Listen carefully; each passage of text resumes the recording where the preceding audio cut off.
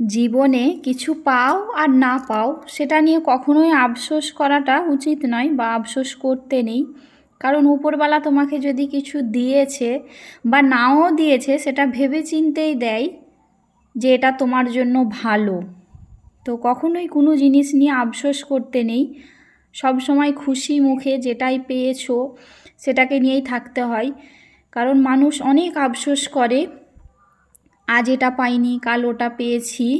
কখনো উপরের দিকে তাকাবে নি যে আমি এটা পাইনি, সবসময় নিচের দিকে তাকাবে যে আমার চেয়েও কেউ হয়তো এটাও পায়নি আমি যেটা পেয়েছি। সেজন্য কখনোই আফসোস করা উচিত নয়। উপরওয়ালা তোমাকে যেটাই দিয়েছে সেটা নিয়ে সবসময় খুশিতে থাকা, উপরওয়ালার শুকরিয়া আদায় করা। তো এতেই উপরওয়ালা হচ্ছে খুশি হবে যে না আমার বান্দা শুকরিয়া আদায় করছে আমি যেটাই দিয়েছি। কারণ উপরওয়ালা তোমার যেটা ভালো সেটাই করবে। তো অনেকটা কথা বলে ফেললাম। আসসালামু আলাইকুম, সকলে কেমন আছেন? কাছে দূরে যে যেখান থেকে দেখছেন আশা করি সকলে খুব খুব ভালো আছেন। আমরাও খুব ভালো আছি আল্লাহর রহমতে। তো ভিডিওটা অনেক সকাল থেকে স্টার্ট করেছিলাম। আমি আগের দিন দেখিয়েছিলাম আপনাদের ভাইয়া সিমেন্টের বস্তা নিয়ে এসেছিল। তো আমাদের ছাগলের ঘরের নিচেটা হচ্ছে মেজোটা ঢালাই করবে। তো আপনাদের ভাইয়া একাই করবে। তো উনি কোনো কাজ করতে ভয় পায় না, সব সময় সাহস নিয়ে সব কাজ করে নেয়। আর মানে আমি খুব খুশি হই যে উনি কোনো কাজকেই ছোট মনে করে না। উনি কাঠের কাজ করে কিন্তু খুব সুন্দর করে এই যে ঘরটা ঢালাই করবে সব কিছুই উনি করে নেয়। তো এতে ওনার হচ্ছে যে কোনো কাজটাই উনি ছোট মনে করে না। কোনো মিস্ত্রিও রাখেনি, কোনো হেল্পারও নেই। দেখুন নিজেই কত সুন্দর করে কাজ করছে। আর আমি তো সবসময় ওনার পাশে ওনার সাথ দিচ্ছি। তো এই যে বস্তাটা কাটবে বলে হচ্ছে যে ছুরি চাইলো আমার কাছ থেকে।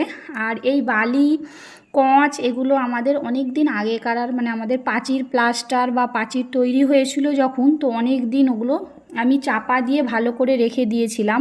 মানে মাল অনেক বেঁচে ছিল, তো সেগুলোই চাপা ভালো করে দিয়ে বস্তা করে রেখেছিলাম। তো বস্তাগুলো সব নষ্ট হয়ে গেছে রোদ পানি খেয়ে, যেহেতু বস্তা বেশি দিন থাকে না। তো সেগুলো সব নষ্ট হয়ে গেছিলো, তবুও আমি ভালো করে চাপা দিয়ে রেখেছিলাম। তো সেগুলোই ওই বাড়ির সাইড থেকে হচ্ছে যে ওগুলো রেখেছিলাম, সেখান থেকে আপনাদের ভাইয়া এই যে বালতি করে করে বয়ে নিয়ে আসলো। সাথে আমিও ছিলাম, হেল্প করছিলাম, মেয়ে ছিল অনেকটা হেল্প করেছে। তো এই যে আপনাদের ভাইয়া হচ্ছে যে মালটা মাখাচ্ছে, সিমেন্টটা হচ্ছে ঢেলে নিয়েছে। 1 বস্তা সিমেন্ট নিয়ে আসছিল, তো তা দিয়ে অনেকটা মানে রেখেও দিয়েছিল 5 কেজির মতো, যে পরে হচ্ছে যে ঘোলা মারবো।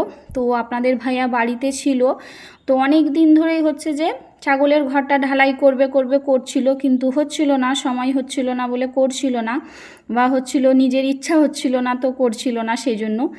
তো খুব ইচ্ছা করে আজকে হচ্ছে যে করছে, আর খুব এনার্জি নিয়ে করছে। দেখুন একাই সব কিছু করছে, আমিও কিছুই করিনি সেরকমভাবে। মানে মাল যে বয়ে দেবো সেটাও আমাকে বইতে দিচ্ছিল না, যে না তোমাকে করতে হবে না আমি করে নিচ্ছি। তো এই যে ভালো করে হচ্ছে কোদাল দিয়ে মালটাকে সুন্দর করে মাখিয়ে নিচ্ছে। উনি হচ্ছে কখনোই এই কাজ করে না, কিন্তু তবু এই যে করছে। আর একবার ওই যে ছাগলের ঘরটা যখন বানিয়েছিল তখন তো হাত দিয়েই মাখিয়ে নিচ্ছিল।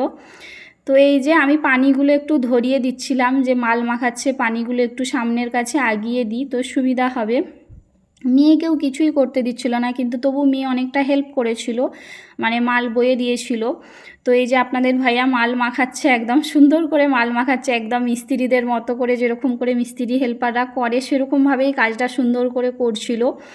আর মানে কোদালটা যেহেতু আমাদের ঘরেরই, আর মানে কড়া ছিল, কড়াগুলো অনেক দিনের, যখন আমার বাড়ি তৈরি হয়েছিল, মানে ঘর তৈরি হয়েছিল। তো ঘর বাড়ি দুটোই বলছি, কোথাও যদি কোনো অংশ ভুল লাগে আপনাদেরকে তো ক্ষমা করে দিয়েন।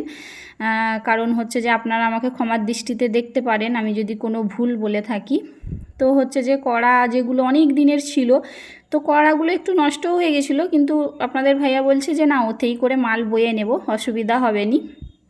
তো এই যে ভালো করে পানি ছিটিয়ে দিচ্ছিল, পানিগুলো আমি হাতের সামনে ধরিয়ে ধরিয়ে দিচ্ছিলাম যাতে না অসুবিধা হয়। উনি সব দিকটা দৌড়াদৌড়ি করবে, তো আমারও খারাপ লাগছিল যে করছে। মিস্ত্রির কথা বলেছিলাম, তো আপনাদের ভাইয়া বললো না বলতে হবে না, ওইটুকু ঢালাই আমি নিজেই করে নেব। তো আপনাদের ভাইয়া হচ্ছে প্রথমে ছাগলের ঘরে একটু বালি গিটি করে ছড়িয়ে দিয়েছিল, মানে বালতিতে করে, তারপরে এই যে মালটাকে মাখাচ্ছে।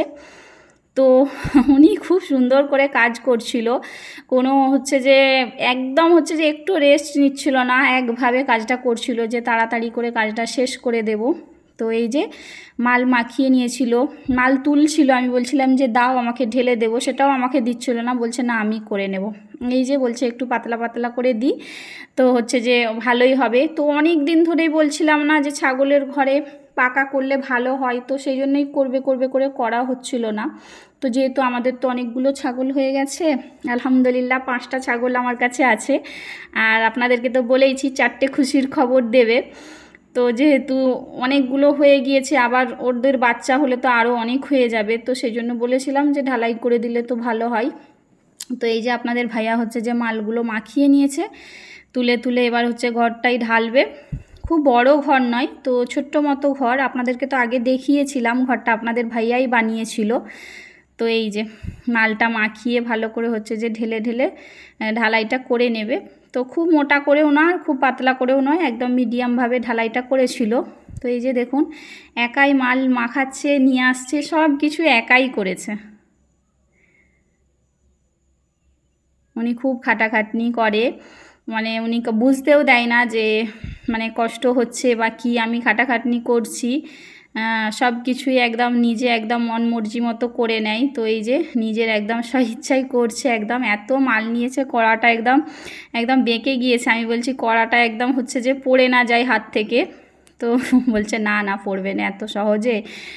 তো আমিও কথা বলছিলাম, দেখছিলাম আর ওনার ভিডিও করছিলাম। তো এই যে শেষ হয়ে চলে এসছে পুরো, একদম একটু মাল বাকি ছিল, তো ওগুলো একদম পরিষ্কার করে নিয়ে যে ঢালাইটা এই যে পুরোই হয়ে গিয়েছিল।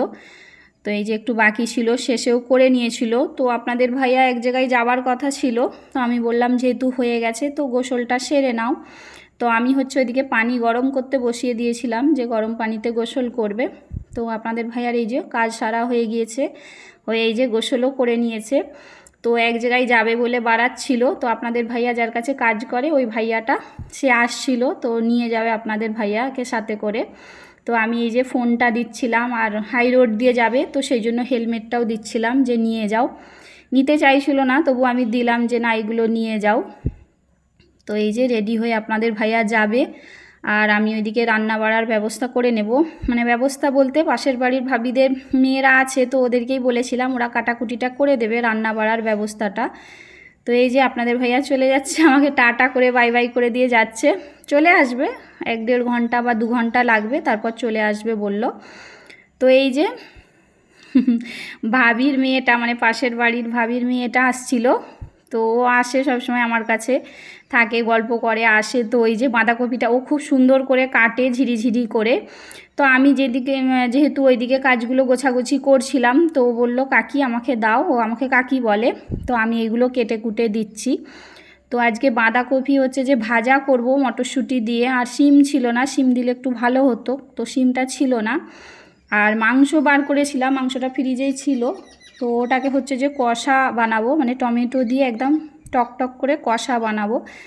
তো এই যে ও কেটে দিচ্ছিল, তো ওর একটা বুনো আসছিল, সে গল্প করছিল, বলছে হাত না কেটে ফেলিস তুই ওকে বলছে, বলছে না না হাত কাটবো নি, আস্তে আস্তে করে কাটছি, যেহেতু আমাদের বঁটিটায় খুব ধার। আপনাদের ভাইয়া খুব সুন্দর করে ধার দিয়ে দিয়েছিল শিল দিয়ে, আমি তো দেখিয়েছিলাম আপনাদেরকে, তো খুব ধারওয়ালা বঁটি। তো এই যে প্রথমে পেঁয়াজটা কেটে দিয়েছিল, টমেটোটা কেটে দিয়েছিল, তো আমি ভাবলাম মাংসটা বসিয়ে দিই, যেহেতু আদা রসুনটা করা ছিল। তো এই যে মাংসটা কষা কষা বানাচ্ছিলাম, কষা না একটু ঝোল বানাবো বলেছিলাম। তো যেহেতু চুলোই, তো ভাবলাম আগে মাংসটা বসিয়ে দিই, তো মাংসটা সেদ্ধ হতে সময় লাগবে। তো এই যে বাঁধাকপি মটরশুঁটি আলু এগুলো কেটে দিয়েছে, তাতে আমি নুন হলুদ মাখিয়ে দিয়েছি। তো এটাকে সেদ্ধ করে নেব। তো মাংসটা তো একটু সেদ্ধ হবে, সময় লাগবে, তো ওটাকে ওই জন্যে নামিয়ে দিয়েছিলাম যে পরে আবার শেষে চুলোয় বসিয়ে রেখে দেব। তো বাঁধাকপিটাকে এই যে সেদ্ধ করতে বসিয়ে দিয়েছি, একটু ভালো করে সেদ্ধ করে বেশি করে একটু রসুন আর পেঁয়াজ লঙ্কা দিয়ে যে ভাজা ভাজা করে নেব একদম। তো চুলোয় রাঁধছিলাম, যেহেতু এক চুলোয়, তো কাঠের চুলোয় তাড়াতাড়ি রান্না হয়ে যাবে। তো আমরা হচ্ছে আপনাদের ভাইয়া কাজ সেরে নেবার পর আমরা গোসল করে নিয়েছিলাম, তো তারপরে রান্না করছিলাম, যে রান্না করব গরম গরম। তো শেষে ভাতটা বসিয়ে দিয়ে নামাজ পড়তে যাব, তো ভাত হয়ে গেলেই হয়ে যাবে। তো তো এই যে এটা ভেজে নিচ্ছিলাম, একটু মটরশুঁটি দিয়েছিলাম। তো এরকমভাবে ভেজে তো আমাকে খেতে খুব ভালো লাগে বাঁধাকপি মটরশুঁটি, মানে রান্নার চেয়ে বেশি আমাকে ভাজাই মজা লাগে। উপর থেকে একটু এই যে চিনি দিয়েছিলাম, চিনি দিয়ে ভালো করে একদম ভেজে নিয়েছিলাম শুকনো শুকনো করে, তো হয়ে গিয়েছিল। আর সেদিকে গোসল সেরে নিয়েছিলাম, ভাত গোসল তো আগেই সেরে নিয়েছিলাম, তো ভাতও হয়ে গেছে। নামাজ পড়ে এই যে খেতে বসে গিয়েছিলাম। এই যে ঝোল ঝোল করে মাংসটা বানিয়েছি, একদম একটু ঝোল ঝোল করেছি, টমেটো দিয়ে বেশি করে একদম লাল লাল করে ঝোল বানিয়েছি। আর ওই যে বাঁধাকপি ভাজা, আর এই যে ভাবিদের হচ্ছে যে ডিম ভুনা দিয়ে গেছিলো, মানে ডিম ভাজা একদম টমেটো দিয়ে, আর ওদের ডাল মাখা করেছিল, তো সেটাই দিয়েছিল। আর আমাদের এই যে মাংস আর বাঁধাকপি, এটা দিয়েই দুপুরের ভাতটা খেয়ে নেব। তো যারা এতক্ষণ ভিডিওটা দেখছেন, এখনও একটা লাইক দেননি, একটা লাইক দিয়ে চ্যানেলটাকে সাবস্ক্রাইব করে পাশে থেকে যেতে পারেন নতুন বন্ধু হয়ে থাকলে। আর বেল আইকনটা দাবিয়ে রাখবেন, কারণ নোটিফিকেশান পাওয়া মাত্রই আপনারা আমার ভিডিওটা দেখতে পাবেন। তো কে কী দুপুরে কী দিয়ে ভাত খেয়েছেন আমাকে অবশ্যই কমেন্টে জানাতে পারেন। তো এই যে আপনাদের ভাইয়া হচ্ছে যে গিয়েছিল যখন, তো দোকানে একটা প্লাইয়ের অর্ডার দিয়ে আসছিলো, মানে আমার ছাগলটা ঘুমোবে বলে। তো সেই প্লাইটাই এই যে ওই পাশের দাদাটা হচ্ছে যে টোটো চালায়, আমি আপনাদেরকে আগে বলেছিলাম, তো ওনার টোটোতেই আসছিল, তো এই দিকে আর নিয়ে আসে না। তো এই যে সাঁকো দিয়েই প্লাইটাকে ধরে পার করছিল। আপনাদের ভাইয়া এগিয়ে গিয়েছিল ধরে নেবে বলছে, তো বলছে না ধরতে হবে না, তো আমি পার করে দিচ্ছি। তো এই যে দাদাটা সুন্দর করে মাথায় করে এই যে পার করে দিল। তো এই ছাগলরা ঘুমোতে সুবিধা হবে, ওরা ওই সাইডে করে মানে রেখে দিলে, আপনাদের ভাই একদম সাইজ করে মাল হচ্ছে দোকান থেকে কেটেই নিয়ে আসছিল, যে ছাগলদের ঘুমোতে খুব সুবিধা হবে, এই যে এরকম করে রেখে দিচ্ছিল। তো যারা ভিডিওটা দেখছেন সকলকে অসংখ্য ধন্যবাদ, ভালো থাকবেন, আমাদের সকলের জন্য দোয়া করবেন। আমি এখানেই শেষ করছি, আল্লাহ হাফেজ।